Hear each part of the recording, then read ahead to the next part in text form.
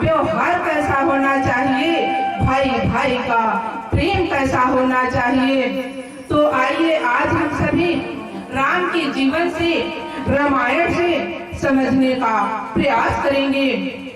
मेरे भाई बहन, रामायण को समझने के लिए, रामचरितमानस को समझने के लिए एक छोटी सी कहानी याद आ रही है। शायद इस कहानी से रामायण हम लोग कुछ समझ सकें। एक समय की बात है, माता कौशल्या अपने महल में सो रही थी कि छत पर किसी की चलने की आवाज आ रही थी, जिसे सुनकर माता कौशल्या ने आवाज दिया कि कौन है, इतनी रात छत पे घूम रहा है। माँ की आवाज सुनकर श्रुति कीर्ति ने कहा कि माता जी मैं हूँ। तब कौशल्या ने कहा यहाँ आओ, वहाँ क्या कर रही हो। श्रुति कीर्ति तुरंत माँ कौशल्या के पास आ जाती है, माँ के चरणों में प्रणाम किया और वहीं खड़ी हो गई। तब कौशल्या ने कहा क्या कर रही हो, रात में नींद नहीं आ रही क्या, शत्रुघ्न कहाँ है। ऐसा सुनकर श्रुति कीर्ति माँ से चिपक जाती है, गोदी में समा जाती है और कहती है कि माँ उन्हें देखे तो 13 वर्ष हो गए। ऐसा सुनकर माँ का हृदय कांप उठा, कलेजा हिलने लगा और तुरंत सेवकों को आवाज दिया। सभी सेवक दौड़कर आ जाते हैं। माँ आधी रात में पालकी तैयार कराती है और शत्रुघ्न की खोज में निकल जाती है। मेरे भाई बहन, माँ उस जगह भी जाती है जहाँ भरत जी नंदीग्राम में तपस्वी बनकर रहते थे। उसी के पास एक बड़ा सा पत्थर पड़ा था। उसी पत्थर पर शत्रुघ्न हाथों की तकिया बनाकर सो रहे थे, जिसे देखकर माता कौशल्या का हृदय पिघल जाता है और बैठ करके उनके बालों में हाथ फिराया। तब शत्रुघ्न की आंखें खुलती है तो देखते हैं कि माँ कौशल्या सामने खड़ी है। तो वह माँ के चरणों में लेट जाते हैं, उनकी आंखों से आंसुओं की धार बहने लगती है। तब माता कौशल्या शत्रुघ्न को गले से लगा लेती हैं और कहती है कि यहाँ क्यों सो रहा है, चल महल में। जिसे सुनकर के शत्रुघ्न आज कहते हैं कि माँ, राम भैया पिता की आज्ञा से वन चले गए, भरत भैया नंदीग्राम में रहते हैं, लक्ष्मण भैया राम भैया की सेवा में चले गए। तो क्या विधाता ने राजसी वस्त्र महल मेरे लिए ही बनाए हैं। मेरे धर्म प्रेमी भाई बहनों, यह है राम कथा। राम कथा भोग की कथा नहीं, यह तो त्याग की कथा, प्रेम की कथा, समर्पण की कथा है। रामायण में त्याग की प्रतियोगिता चल रही है और सभी प्रथम है, कोई पीछे हटने के लिए तैयार नहीं है। चारों भाइयों में प्रेम त्याग अद्भुत और अलौकिक था। यह रामायण जीवन जीने की कला को सिखाती है। मेरे भाई बहन, जब राम को 14 वर्ष का वनवास हुआ तो राम और सीता बड़े उत्साह के साथ वन जाने के लिए तैयार हो जाते हैं और लक्ष्मण भी बचपन से सेवा करने वाले दूर कैसे रह सकते हैं, वह भी बड़े भाई के साथ वन जाने के लिए तैयार हो जाते हैं। वह माँ से आज्ञा तो ले चुके थे, लेकिन उनकी पत्नी जो उर्मिला थी, उनके कमरे की ओर जाते हुए विचार कर रहे थे कि माँ ने तो आज्ञा दे दिया है, लेकिन उर्मिला को कैसे समझाऊंगा, क्या बताऊंगा। ऐसा विचार करते हुए लक्ष्मण ने जैसे ही कच्छ में प्रवेश किया तो एक अद्भुत नजारा देखते हैं कि उनकी पत्नी उर्मिला आरती की थाल सजाकर खड़ी थी।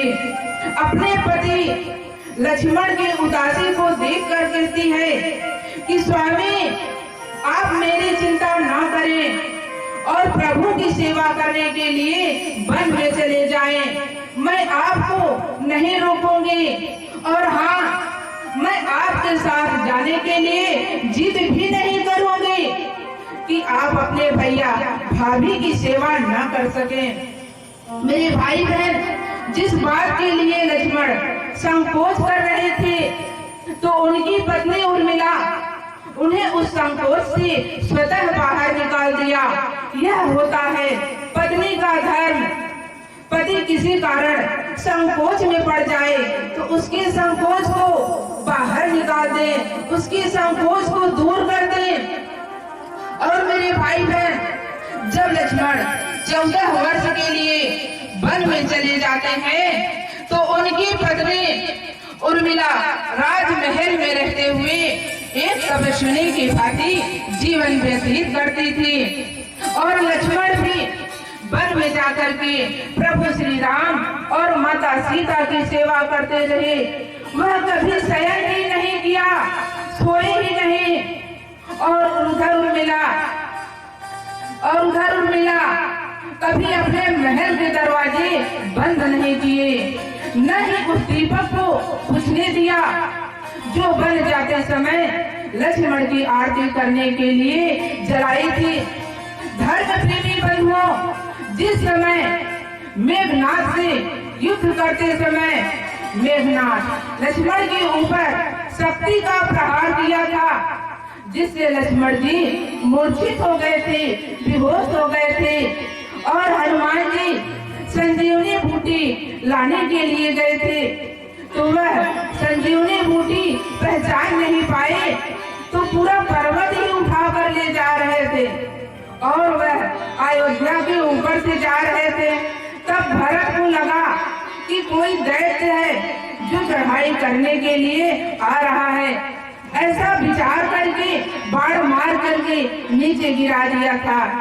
कुछ देर बाद जब होश आता है तो हनुमान जी वनवास की घटना सभी को बताते हैं कि रावण माता सीता का हरण करके ले गया है और हम सभी माता सीता को रावण के चंगुल से छुड़ाने के लिए उन दैत्यों से युद्ध कर रहे हैं, जिसमें रावण के बेटे मेघनाथ ने लक्ष्मण के ऊपर शक्ति का प्रहार कर दिया है, जिससे लक्ष्मण जी मूर्छित हो गए हैं। और मैं उन्हीं के लिए औषधियां लेने आया था। ऐसा सुनकर आज माता कौशल्या कहती हैं कि हे हनुमान, राम से कहना कि बिना लक्ष्मण के अयोध्या में वापस नहीं आएगा। जब भी आएगा तो वह लक्ष्मण को साथ ही लेकर आएगा। मेरे भाई बहन, माता कौशल्या की बातों को सुनकर आज माता सुमित्रा कहती है कि हे हनुमान, ऐसा मत कहना, राम से कहना कि कोई बात नहीं, अभी शत्रुघ्न है, उसकी भी जरूरत पड़े तो मैं अवश्य भेज दूंगी, क्योंकि मेरे दोनों पुत्रों का जन्म तो राम की सेवा करने के लिए ही हुआ है। ऐसा सुनकर माताओं का इतना प्रेम देखकर हनुमान जी के आंखों से आंसुओं की धार बहने लगती है। लेकिन जब उनकी दृष्टि उर्मिला पर पड़ती है तो देखते हैं कि उर्मिला शांत, एकांत और प्रसन्न खड़ी है। तब हनुमान जी कहते हैं कि आपको अपने पति की चिंता नहीं, आप प्रसन्न हैं, इसका कारण क्या है? जबकि इस समय आपके पति के प्राण संकट में हैं और सूर्योदय होते ही सूर्य काल का दीपक बुझ जाएगा। ऐसा सुनकर आज उर्मिला कहती है कि हे हनुमान, मेरा दीपक संकट में नहीं है, वह बुझ ही नहीं सकता, क्योंकि जिस दीपक से बन जाते समय उर्मिला आरती की थी, उस दीपक की वह हर पल निगरानी रखती थी, उसे देखती रहती थी। इसलिए उर्मिला ने कहा कि हे हनुमान, मेरा दीपक संकट में नहीं है। हाँ, रही सूर्योदय की बात, तो आपके पहुंचे बिना सूर्योदय हो ही नहीं सकता। आप चाहे तो कुछ दिन और यहाँ विश्राम कर लें, क्योंकि अभी आपने कहा कि मेरे पति श्री राम की गोदी में लेटे हुए हैं। तो हे हनुमान जी, जो योगेश्वर प्रभु श्री राम की गोदी में लेटा हो, उसे काल छू भी नहीं सकता। यह तो उन दोनों की लीला है, क्योंकि मेरे पति जब से वन में गए हैं सोए ही नहीं। वह तो कुछ देर विश्राम कर रहे हैं, उसमें भी भगवान राम की गोद में गई है, इसलिए थोड़ा ज्यादा हो गया है। और हाँ, रही शक्ति लगने की बात, तो मेरे पति को शक्ति नहीं लगी, वह तो प्रभु श्री राम को लगी है, क्योंकि मेरे पति के हर श्वास में राम है, हर धड़कन में राम है, उनके रोम रोम में राम है, उनके खून के बूंद बूंद में राम है। इसलिए शक्ति प्रभु श्री राम को लगी है और दर्द भी प्रभु श्री राम को हो रहा है। इसलिए हे हनुमान जी, आप निश्चिंत होकर के जाएं, सूर्योदय नहीं होगा। मेरे धर्म प्रेमी भाई बहनों, राम राज्य की नींव तो जनक की बेटियां ही थी, कभी सीता तो कभी उर्मिला।